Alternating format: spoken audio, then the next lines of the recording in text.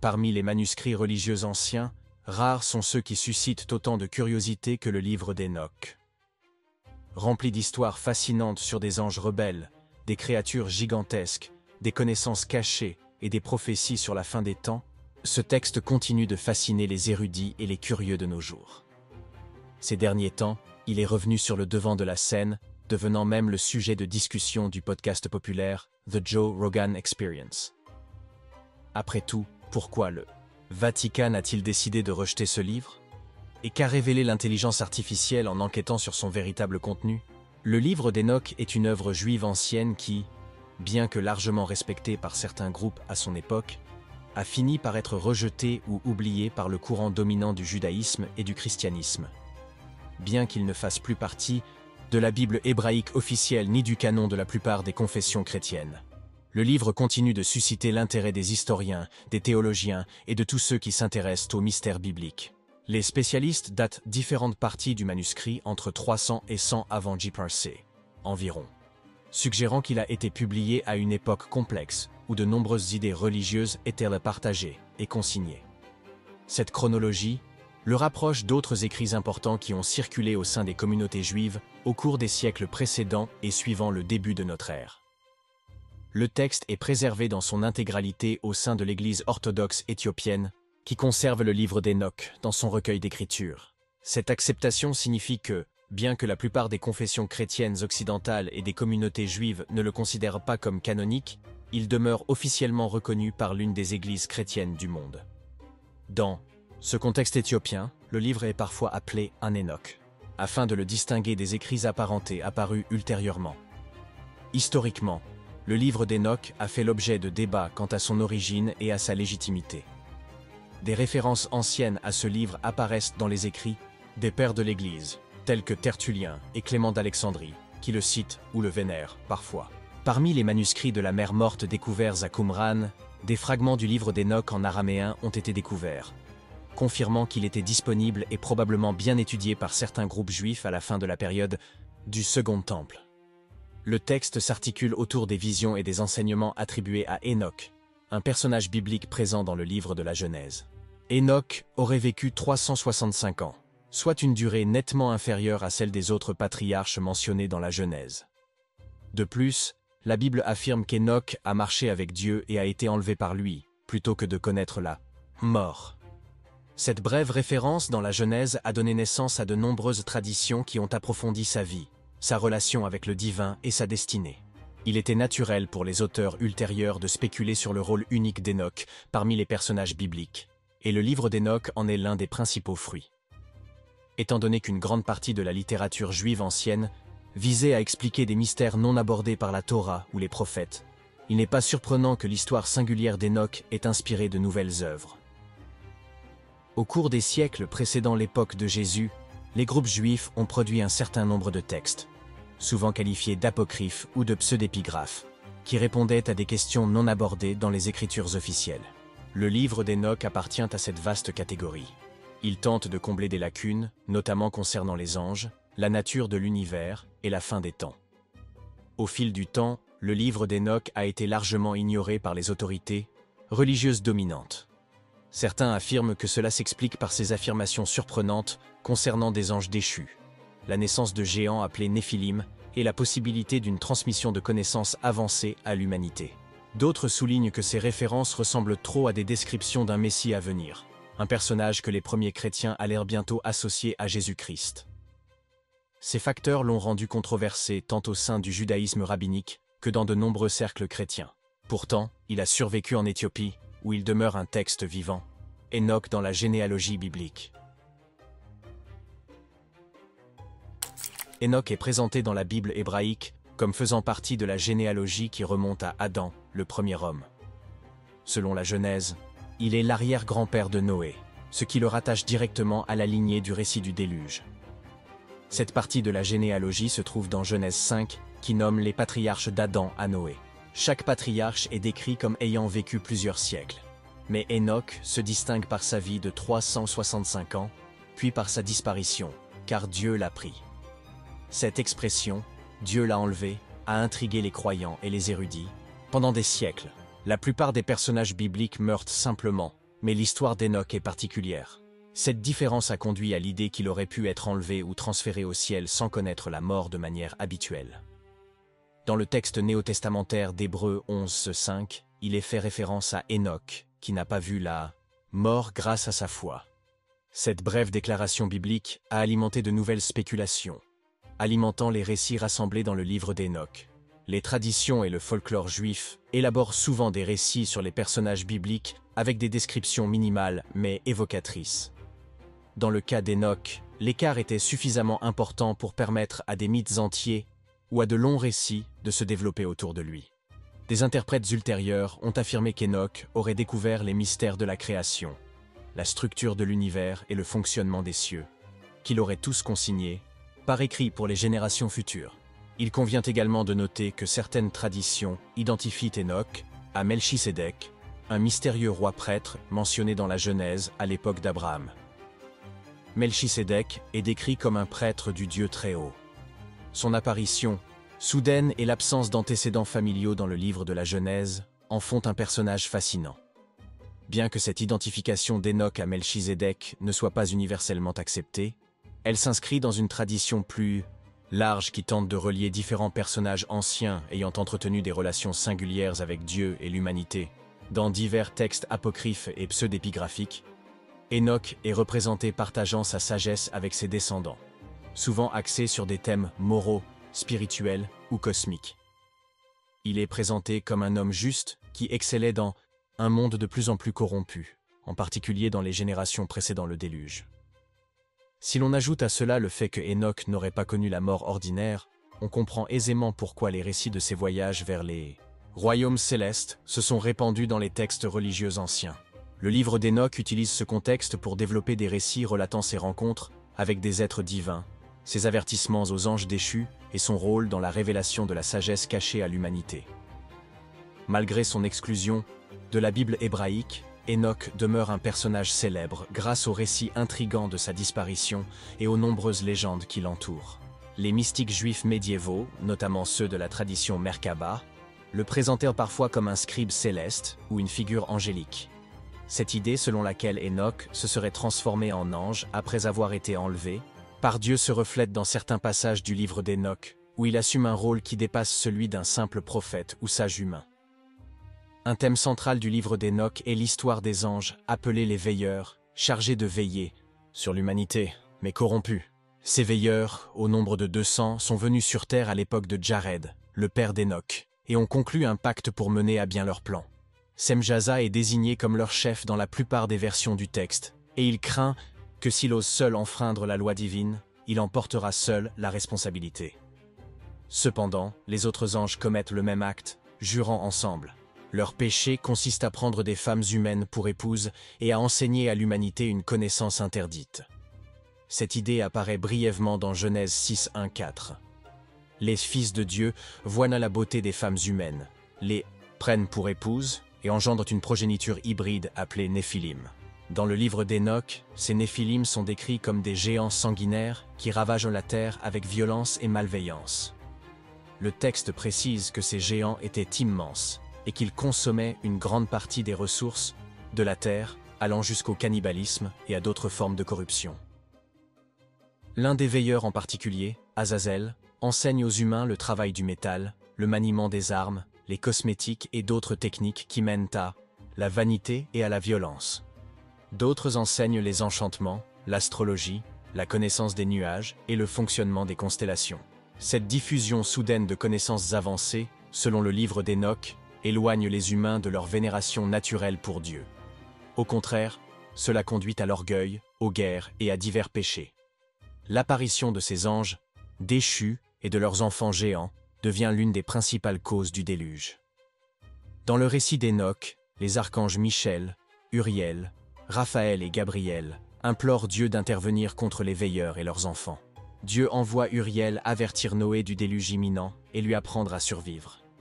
Raphaël reçoit l'ordre d'arrêter Azazel, tandis que Michel doit punir les veilleurs restants.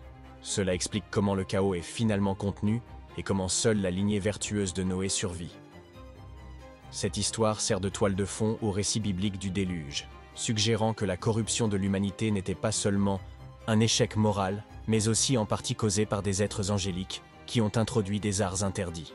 Pour certains lecteurs, cela est bien plus dramatique que la brève mention de Genèse 6. Cela élargit également le rôle d'Hénoch. Il agit comme un messager, témoin de ces événements et implorant la miséricorde de Dieu, même si l'issue est le jugement divin des Néphilim et des veilleurs. Le livre des veilleurs. Le livre des veilleurs est généralement considéré comme la partie la plus ancienne et peut-être la plus influente du livre d'Hénoch. Il commence par l'annonce du jugement des anges déchus et sert également d'avertissement à l'humanité. Hénoch est présenté comme un homme juste dont les yeux sont ouverts par Dieu, lui permettant d'avoir des visions célestes. Il est témoin des royaumes spirituels et apprend tout, des origines des anges au sort des justes.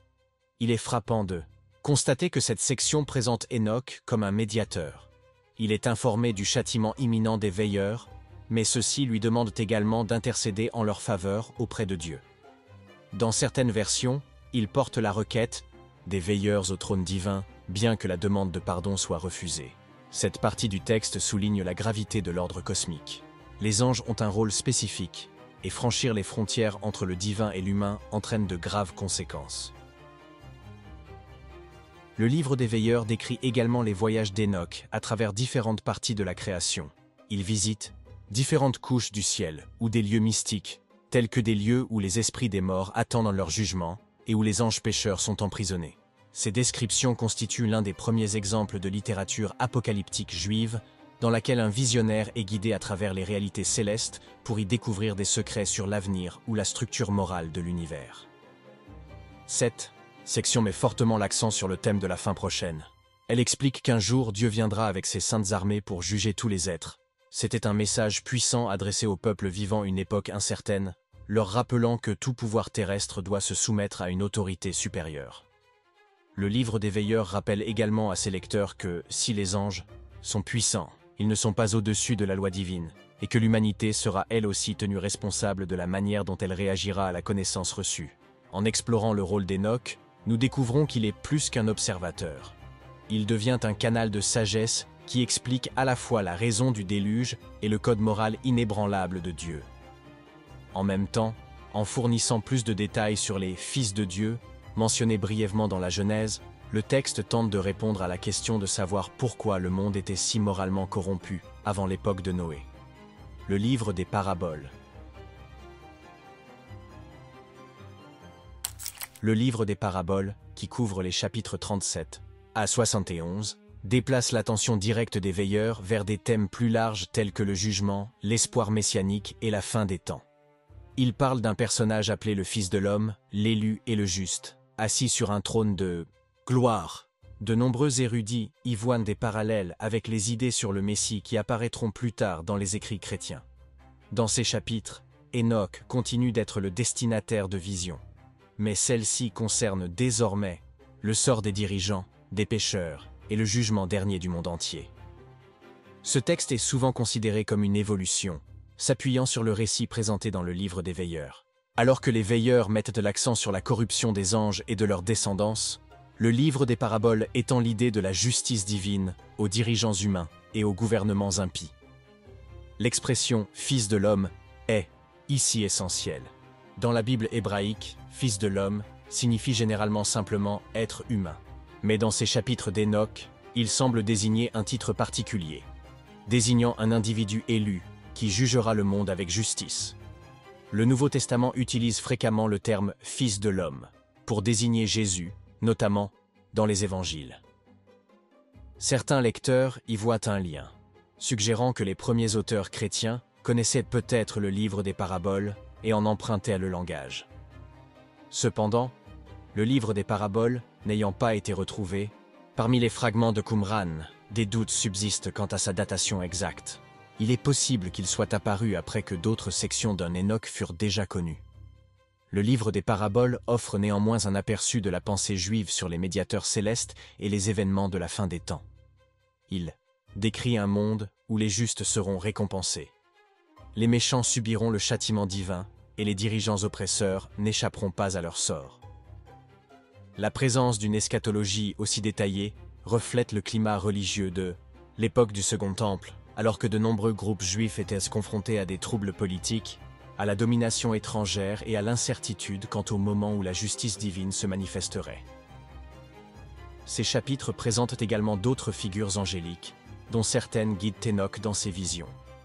Enoch expérimente différents niveaux de réalité, où il perçoit les conséquences célestes des actions terrestres. Le livre des paraboles est ainsi une pièce maîtresse de la littérature apocalyptique juive antique, aux côtés de textes tels que le livre de Daniel. Son style et son contenu ont conduit de nombreuses personnes à le comparer à d'autres, écrits traitant du sort final du monde et de la venue d'un jugement spécial. Le livre astronomique. Le livre astronomique, également appelé livre des luminaires, est une autre section importante d'Ouan Enoch. Il se concentre sur l'ordre cosmique, en particulier sur les mouvements du Soleil, de la Lune et des étoiles. De nombreux érudits pensent que les fragments découverts à Qumran contiennent des informations plus complètes que les versions ultérieures, suggérant que les premières versions étaient peut-être encore plus détaillées sur les cieux. Dans cette section, l'ange Uriel est décrit comme guidant Enoch à travers le fonctionnement du cosmos. L'une des idées principales est celle d'un calendrier solaire de 364 jours, dans lequel chaque année est divisée en 4 parties égales, ou saisons, et chaque saison est divisée en 3 mois de 30 jours, plus un jour supplémentaire. Ce modèle donne exactement 52 semaines par an, commençant toujours le même jour de la semaine. Un tel calendrier a également été promu par la communauté qui a rédigé le Livre des Jubilés, un texte découvert parmi les manuscrits de la Mer Morte. Il souligne la croyance selon laquelle la bonne observance des temps saints et des fêtes dépend d'un calendrier solaire précis, plutôt que du système lunaire utilisé par d'autres groupes juifs. Pour beaucoup, le livre astronomique met en lumière l'intérêt que certains juifs de l'Antiquité portaient à l'astronomie et à la mesure du temps. Plutôt que de le considérer comme purement mythique ou symbolique, certains l'interprètent comme une tentative précoce d'harmoniser la vie religieuse avec une vision ordonnée de la création, où la connaissance précise des cieux reflète le dessein parfait de Dieu. D'autres y voient des finalités mystiques ou ésotériques, soulignant que les anges ont enseigné ces secrets à Enoch, ce qui implique que cette connaissance était sacrée et peu connue du grand public. Ce livre contient également des enseignements moraux, démontrant l'interdépendance de l'harmonie cosmique et de l'ordre moral. Les cycles du Soleil et de la Lune, par exemple, pourraient représenter des lois divines que les humains doivent respecter. En observant certaines fêtes au bon moment, les fidèles restent en harmonie avec cet ordre supérieur. Lorsque les gens s'écartent de la droiture ou altèrent la connaissance sacrée, un déséquilibre se crée, source de malheur. Il existe également une interaction entre le livre astronomique et l'histoire des veilleurs. Certains introduisent des connaissances divinatoires ou astrologiques sous une forme corrompue. En revanche, les connaissances transmises par Uriel à Enoch sont présentées comme légitimes et pures. Cela renvoie à un thème sous-jacent. Chez Enoch, la connaissance divine, partagée par les voies appropriées, est vivifiante. Mais, la connaissance acquise par la rébellion ou la tromperie est source de destruction. Le livre des rêves. Le livre des rêves, chapitres 83 à 90, présente des visions allégoriques relatant l'histoire d'Israël et du monde. Certains interprètent ces visions comme s'étendant des temps anciens jusqu'à la révolte des Maccabées au IIe siècle avec J-Cross et d'autres, notamment au sein de l'Église orthodoxe éthiopienne, pensent qu'il a été écrit bien avant le déluge, dès l'époque d'Enoch. Dans ces visions, les animaux symbolisent souvent des humains ou différents groupes de personnes, tandis que les figures humaines peuvent représenter des anges. Par exemple, un rêve peut représenter des taureaux, blancs pour les patriarches, tandis que des taureaux noirs ou d'autres créatures peuvent représenter des nations corrompues. Il s'agit d'une méthode permettant de transcrire des événements historiques réels sous forme symbolique, une technique courante dans la littérature apocalyptique juive. Le livre de Daniel, par exemple, utilise des bêtes pour symboliser divers empires. En énumérant ou en suggérant différentes époques historiques, le livre des rêves offre une vue d'ensemble de la manière dont, selon l'auteur, la direction divine interagissait avec l'histoire humaine. Le texte suggère que Dieu est au courant de chaque événement majeur, depuis les premières générations après Adam jusqu'aux guerres et aux luttes de l'époque d'Enoch, ou peut-être même de celle de l'auteur, si l'on considère que ce texte a été écrit des siècles plus tard. Les personnes fidèles à Dieu sont identifiées à certains symboles animaliers, tandis que les oppresseurs ou les idolâtres apparaissent comme des créatures dangereuses. Certains soutiennent que ces récits symboliques annoncent une résolution finale. Malgré le chaos et les souffrances causées par les rébellions, les guerres ou les dirigeants corrompus, Dieu sauvera les justes. Le livre des rêves ne se concentre pas uniquement sur les événements négatifs. Il anticipe également une restauration finale, où régneront la paix, la sécurité et l'alignement sur la volonté divine. Ce message aurait pu être encourageant pour les lecteurs vivant sous occupation, sous l'hellénisation forcée ou en proie à des conflits internes au sein de la société juive. L'une des raisons pour lesquelles le livre des rêves se distingue est qu'il reprend le style d'autres écrits apocalyptiques, présents dans la Bible comme en dehors. Ce style mêle vision, interprète angélique et prophétie codée. La différence réside dans le fait que, dans le livre d'Enoch, c'est lui qui a les visions, tandis que dans le livre de Daniel, c'est Daniel lui-même. Tous deux servent de canaux de révélation divine sur les circonstances présentes et les conséquences futures. Il en ressort que, malgré la puissance apparente des forces du mal, un plan secret permettra de corriger ces injustices à terme. Les lecteurs qui acceptent ce point de vue peuvent considérer leur propre lutte comme faisant partie d'un schéma cosmique plus vaste. C'était un message puissant pour ceux qui sentaient que le monde visible qui les entourait était plein de difficultés et que la justice de Dieu n'avait pas encore été pleinement révélée. L'Épître d'Enoch.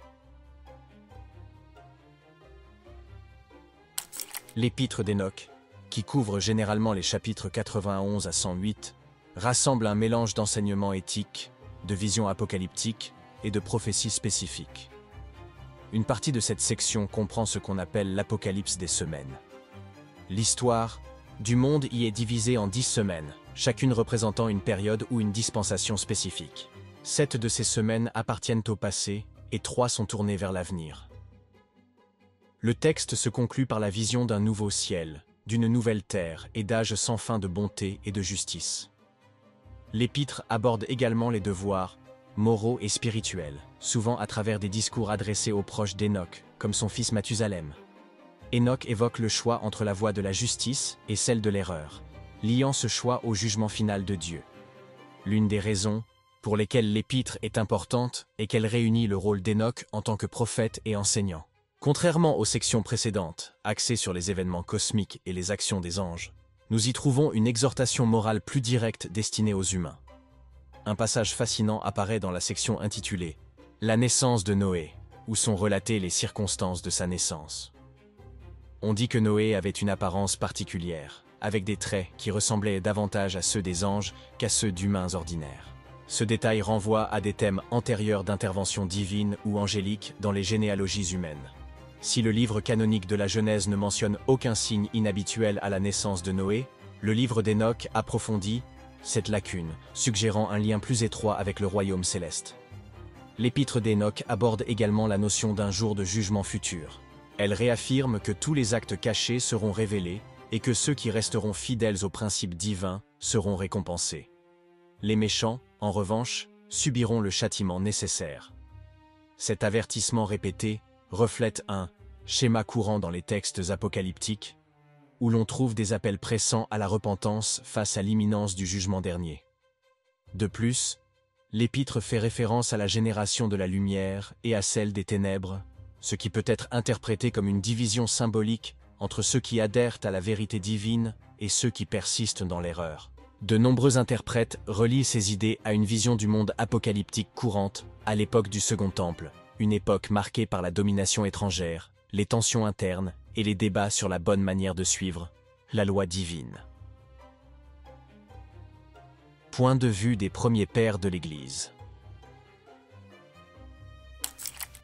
Avec la diffusion du christianisme au 1er siècle de notre ère, diverses personnalités de l'Église primitive avaient des opinions divergentes sur le livre d'Enoch. Certains pères de l'Église écrivaient sur le texte avec respect, tandis que d'autres le rejetaient. Parmi ceux qui manifestèrent de l'intérêt figuraient Justin Martyr, Athénagoras d'Athènes, Irénée, Clément d'Alexandrie, Origène, Tertullien et Lactance. Ils se référaient parfois aux écrits d'Enoch lorsqu'ils discutèrent des anges, des démons ou de l'ordre cosmique. Tertullien qualifia même le livre d'Enoch d'écriture, arguant qu'il avait été rejeté par les Juifs car il contenait des prophéties sur le Christ. Cependant, avec le temps, le livre d'Enoch ne fut ni intégré au Nouveau Testament chrétien, ni accepté dans le canon juif. L'une des raisons probables est qu'il n'a pas été écrit à l'origine en hébreu. Certaines parties étaient en araméen, et qu'il était associé à des groupes ou des idées que le courant dominant considérait comme marginaux ou hérétiques. De plus, ces images saisissantes d'anges, de géants et de secrets célestes ont pu paraître excessivement spéculatives, surtout à mesure que la théologie chrétienne se systématisait. Malgré cela, de nombreux spécialistes pensent que ces thèmes ont influencé certaines parties du Nouveau Testament. Par exemple, l'Épître de Jude, dans le Nouveau Testament, cite une prophétie correspondant à un passage de 1 Enoch 1:9, annonçant la venue de Dieu avec des milliers de ses saints. Ce lien suggère qu'au moins certains des premiers chrétiens connaissaient les textes énochiens et les considéraient comme importants. En Afrique du Nord, le soutien de Tertullien était notable, car il était un écrivain chrétien important. Il défendit le livre d'Enoch contre ceux qui remettaient en question son authenticité, soulignant que Jude l'utilisait comme preuve. Cependant, d'autres autorités ecclésiastiques décidèrent finalement que les visions d'Enoch ne devaient pas être reconnues comme canoniques. L'une des raisons possibles est que le livre d'Enoch contient des idées susceptibles de brouiller les frontières entre anges et hommes, un thème que l'orthodoxie naissante aurait pu trouver problématique. De plus, les références aux veilleurs pouvaient entrer en conflit avec la position officielle sur les êtres spirituels et leur rôle dans l'histoire du salut. Malgré ces controverses, les thèmes énochiens ne disparurent pas. Ils refirent surface dans la littérature médiévale, le folklore et même certaines traditions mystiques. Cependant, c'est en Éthiopie que le texte original fut intégralement préservé, copié au fil des siècles en Gèze, une langue ancienne. Lorsque les manuscrits éthiopiens de 1 Enoch attirèrent l'attention des érudits européens à la fin du XVIIIe et au début du XIXe siècle, ils firent grand bruit. Nombreux étaient ceux qui ne connaissaient 1 Enoch que par des fragments, en grec ou en latin, ou par des références dans des ouvrages plus anciens. La découverte d'une version complète a ravivé l'intérêt des chercheurs et a conduit à des traductions dans les langues modernes. Merci d'avoir regardé un nouvel épisode. Tant que vous êtes là, cliquez sur la vidéo pour découvrir d'autres contenus intéressants.